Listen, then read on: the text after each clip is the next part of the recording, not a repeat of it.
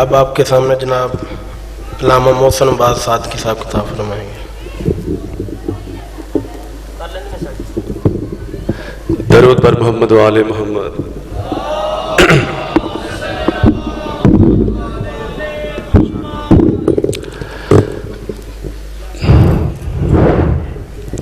دعائے امام زمان علیہ السلام۔ بسم اللہ الرحمن الرحیم۔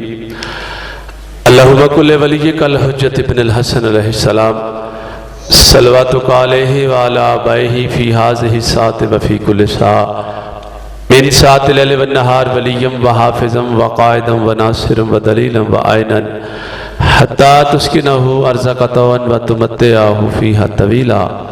اللہم صلی علی محمد وآل محمد وعجل وعجل وعجل فرج آل محمد۔ صلوات بآواز بلند پڑھ لیجیے گا۔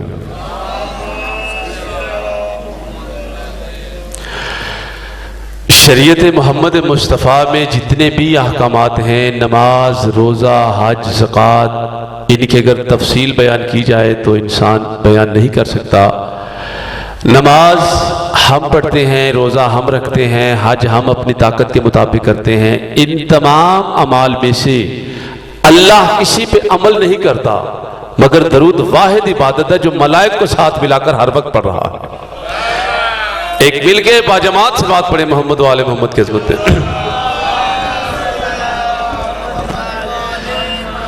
اعوذ باللہ من الشیطان اللعین الرجیم۔ بسم اللہ الرحمن الرحیم۔ الحمدللہ رب العالمین، الصلاۃ والسلام علی سید الانبیاء والمرسلین وآلہ الطیبین الطاہرین المعصومین المظلومین الذین اذھب اللہ عنہم الرجس وطہرہم تطہیرا۔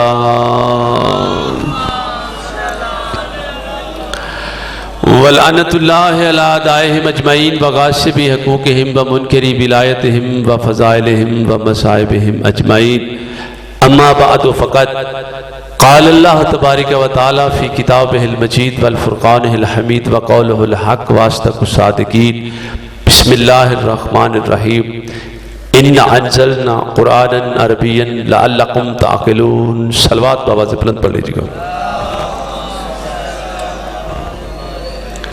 دعا ہے پروردگار عالم آپ تمام مومنین و مومنات کا اس مقدس صف اعزاز میں تشریف لانا سیدہ کونین اپنی بارگاہ میں شرف قبولیت عطا فرمائے۔ جو مومنین و مومنات تنگ دست ہیں امام رضا علیہ السلام کے رزق سے وسعت عطا فرما۔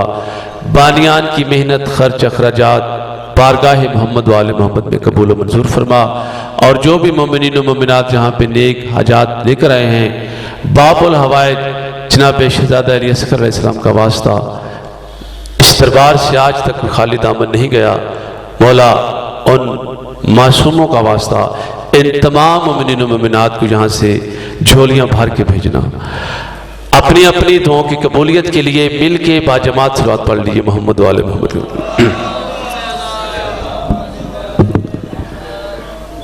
ایک انسان جب دوسرے انسان سے اپنے لوح ادراک پہ لکھے ہوئے لفظ پڑھ کر کہ اس کے دماغ میں کیا ہے، جب انہیں پڑھ کر دوسرے انسان تک پہنچانا چاہتا ہے، اپنے دل کی بات کرنا چاہتا ہے، اپنا پیغام اسے سنانا چاہتا ہے، تو وہ اپنی زبان کا سہارا لیتا ہے۔ میں بول رہا ہوں اور آپ خاموش بیٹھے ہیں، آپ میری بات سن رہے ہیں۔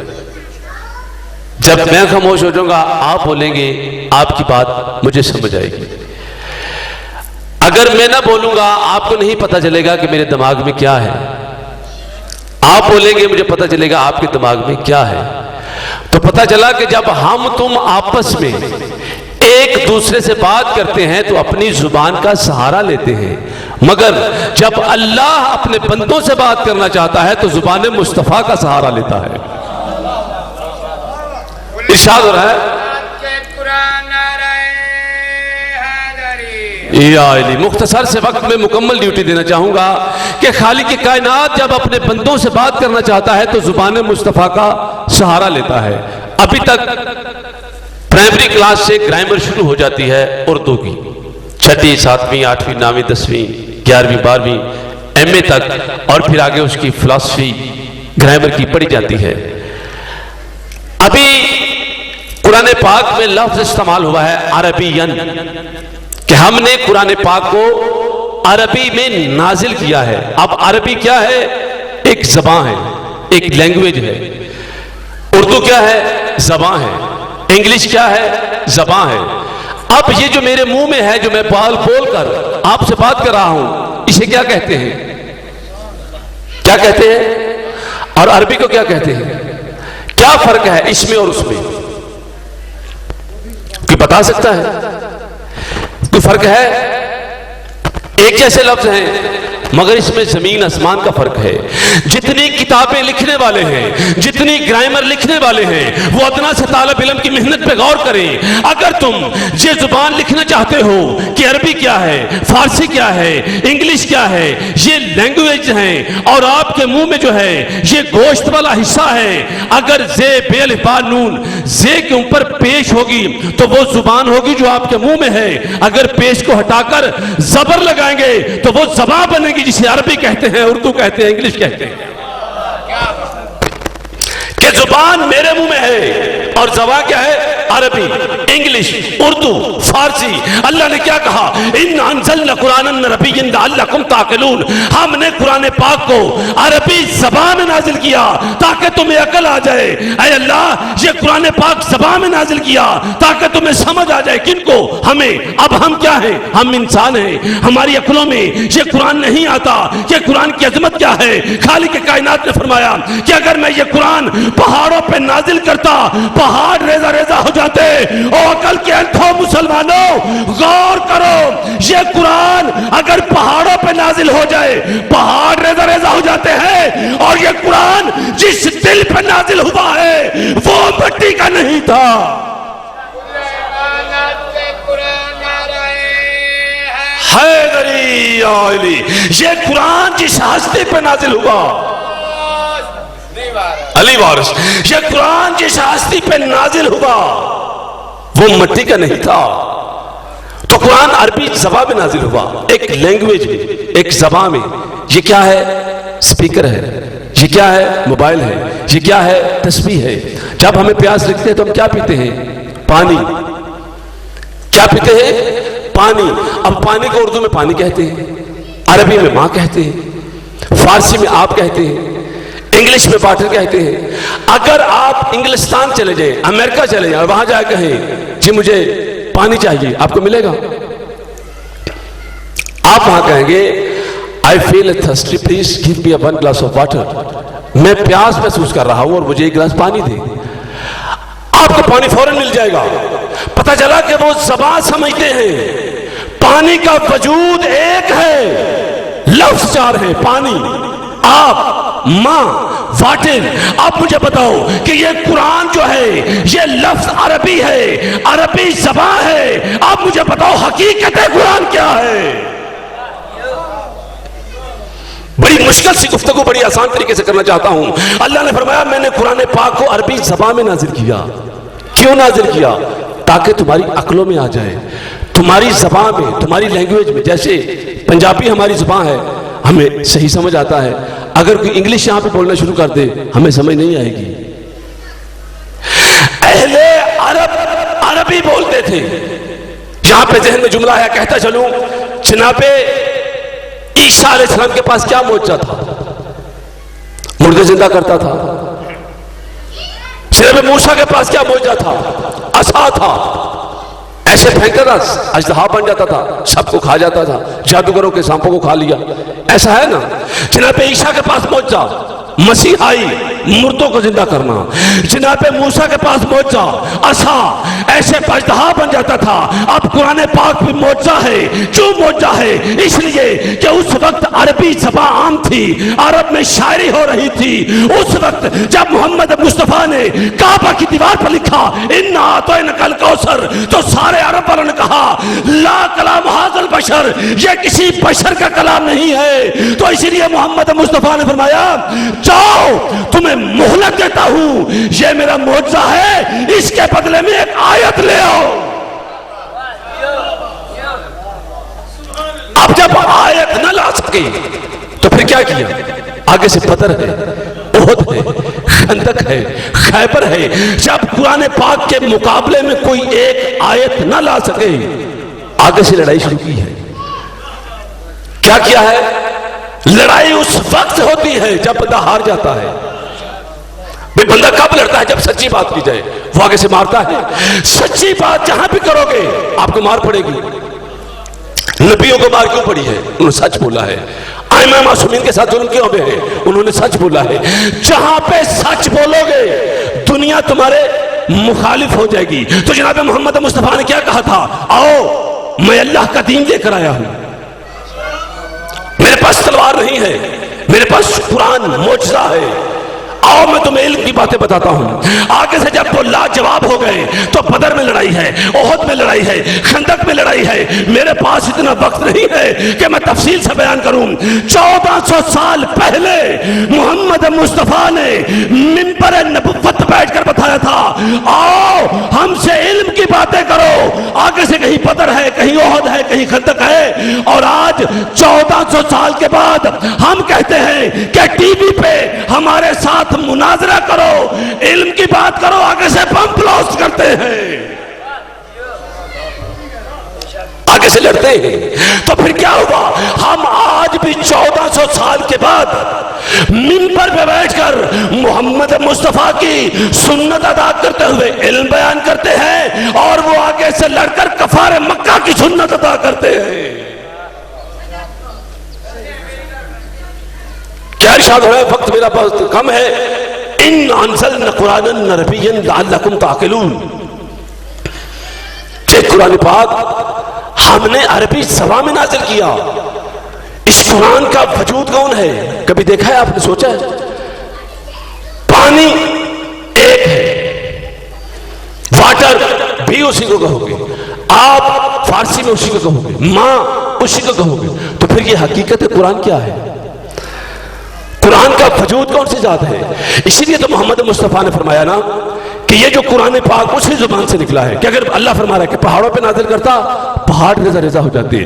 قرآن کی حقیقت کو وہ محسوس نہ کر سکتا، وہ متحمل نہیں تھا، وہ لے نہیں سکتا تھا، اسی لیے وہ قرآن کہاں نازل ہوا؟ محمد دل پہ، محمد مصطفیٰ کے دل پہ، محمد مصطفیٰ کے دل پہ۔ تو یہ طے ہو گیا کہ محمد مصطفیٰ کا دل مٹی کا نہیں تھا، پتھر کا نہیں تھا، بشر نہیں تھا۔ بھئی بشر دیکھو، بشر بھی جناب موسیٰ کیا کرنے گئے تھے؟ کوہ طور پر اللہ دیکھنے گئے تھے۔ جب دیکھا کہ اللہ کی تجلی آئی، موسیٰ بے ہوش اور اس کے ساتھ والے انا للہ، ایسے ہی ہوا۔ تو اللہ کی تجلی کو موسیٰ جیسا نبی نہ دیکھ سکا، اللہ کی تجلی کو موسیٰ جیسا نبی نہ دیکھ سکا۔ اور میں تجھے بتاتا ہوں کہ قرآن کا وجود کیا ہے، قرآن کا وجود کیا ہے۔ محمد مصطفیٰ نے فرمایا بسم اللہ الرحمن الرحیم، القرآن علی وعلی مع القرآن، قرآن علی کے ساتھ ہے، علی قرآن کے ساتھ ہے۔ یہ نہیں کہا فجر کے وقت ساتھ ہے، یہ نہیں کہا ظہر کے وقت ساتھ ہے، یہ نہیں کہا تہجد کے وقت ساتھ ہے، کہا ہر وقت قرآن علی کے ساتھ ہے، قرآن علی کے ساتھ ہے، علی قرآن کے ساتھ ہے۔ علی سو رہا ہے، قرآن ساتھ ہے، علی جاگ رہا ہے، قرآن ساتھ ہے، علی میدان میں ہے، قرآن ساتھ ہے۔ اور دنیا والوں جتنا طیب و طاہر قرآن ہے اس سے بلند علی ہے۔ کیوں؟ علی کے بیٹے حسین نے قرآن پہ قدم رکھ کے بتایا ہم قرآن کا وجود ہے۔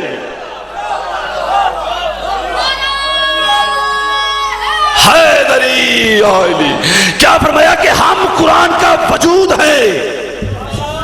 کس نے بتایا؟ سکارت والوں نے فرمایا القرآن علی وعلی مع القرآن، قرآن علی کے ساتھ ہے، علی قرآن کے ساتھ ہے۔ مجھے بتاؤ کب ساتھ ہے؟ ہر وقت ساتھ ہے، ہر وقت ساتھ ہے، ہر وقت ساتھ ہے۔ اسی لیے تو سکارت والوں نے فرمایا تھا اور دنیا کے جاہل و بدو عرب کے تم مجھ بیٹی محمد مصطفیٰ کی بیٹی سیدۃ النساء العالمین کا رشتہ اپنی طلب کرتے ہو، جاؤ میں دنیا کو بتانا چاہتا ہوں کہ جتنا طیب و طاہر قرآن ہے اس سے بلند علی پاک ہے۔ اس لیے تو سیدہ بطول کا علی کے سوا کوئی نہیں تھا۔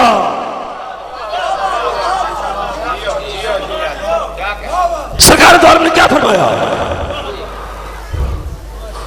القرآن ولی وعلی مع القرآن، قرآن علی کے ساتھ ہے اور علی قرآن کے ساتھ ہے۔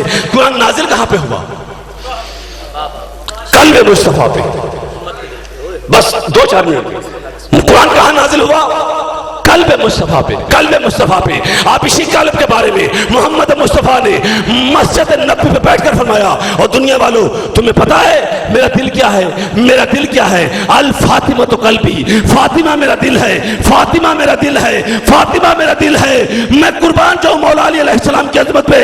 اسی جملے کو منبر کوفہ پہ بیٹھ کر مولا متقیان نے زمانے کے ہر بشر کو کہا اور دنیا والوں تم مجھ علی کا مقابلہ کیسے کر سکتے ہو؟ میں محمد کے قلب کا حاکم ہوں.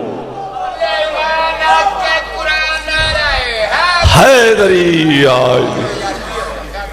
اسی قرآن کو بچانے کے لیے جناب علی علیہ السلام کی اولاد نے مدینہ جیسا شہر چھوڑا ہے. آج 11 محرم ہے. ہر ذاکر پڑھتا ہے 28 رجب کو جب امام حسین علیہ السلام نے مدینہ اپنا وطن چھوڑا تھا. آپ کو بتاتا چلوں محمد و آل محمد کا بنو ہاشم کا وطن مدینہ نہیں تھا. وطن تھا مکہ. بنو ہاشم کا وطن مکہ تھا. جب اعلان نبوت محمد مصطفیٰ نے کیا انہوں نے مکہ میں رہنے نہیں دیا. 13 سال کے بعد سرکار دو عالم کو ہجرت کرنا پڑی. مدینے آئے. مدینے کو آباد کیا. پھر جناب علی علیہ السلام نے مدینے کو آباد کیا. پھر جناب امام حسن علیہ السلام نے مدینے کو آباد کیا. پھر جناب امام حسین علیہ السلام نے مدینے کو آباد کیا. مسلمانوں 4 پشتیں مدینے کو آباد کرتے ہوئے ہو گئی. اور جب مدینہ بس رہا تھا مدینہ آباد تھا. حسین علیہ السلام جب مدینے سے چلا ہے نا اس وقت ضعیف نہیں تھا اور سیاہ داڑھی تھی. علی اکبر بھی جوان تھے. حسین بھی جوان تھے. اور جب گلیوں سے گزرتے تھے پتہ چلتا تھا دونوں بھائی جا رہے ہیں. اور یہ تو اس وقت پتہ چلتا تھا نا کہ جب امام حسین علیہ السلام جوتا اتارتے علی اکبر بھر کر بابا کو جوتا پکڑتے تو کہتے یہ بیٹا ہے. عزاداروں 4 پشتیں لگی ہیں مدینے کو آباد کرنے کے لیے مگر مسلمانوں نے مدینے میں رہنے نہیں دیا. کربلا کو آباد کیا ہے. اور میں آج کی نسبت سے ایک جملہ کہنا چاہتا ہوں. بازار شام میں پڑھو گے نا سارے ذاکرین اور 11 محرم کو سادات کے سر جو ہے نیزوں پہ لٹکا کے اور سیدزادیوں کو قید کر کے اور کوفہ کے بازاروں میں جب لے گئے نا شام کے بازار میں لے گئے اس وقت جناب عالیہ نے کہا بھیا اور بھیا تو قرآن پڑھ اور میں ان کے نظروں سے نکل جاؤں گی. اس وقت امام حسین علیہ السلام نے دنیا کو بتایا کہ میرے محمد مصطفیٰ کے نانا جیسے نے کہا تھا کہ میرا باپ علی قرآن کے ساتھ ہے اور ہم قرآن کے ساتھ ہیں. آؤ تم ہمیں ٹکڑے ٹکڑے ٹکڑے کر دو اور ٹکڑے ٹکڑے کر دو. یہ کتنے ٹکڑے ہوئے ہیں مگر یہ ٹکڑا اس سے جدا نہیں اور یہ صفحہ اس سے جدا نہیں. یہ صفحہ اس سے جدا نہیں. اور امام حسین نے کہا اور چاہے ہمیں ٹکڑے ٹکڑے کر دو اور دھڑ کربلا میں ہے اور نیزے پہ قرآن پڑھ کے کہہ رہا ہے اور قرآن ہمارے ساتھ ہے ہم قرآن کے ساتھ ہے. بس یا لب الذین ظلموا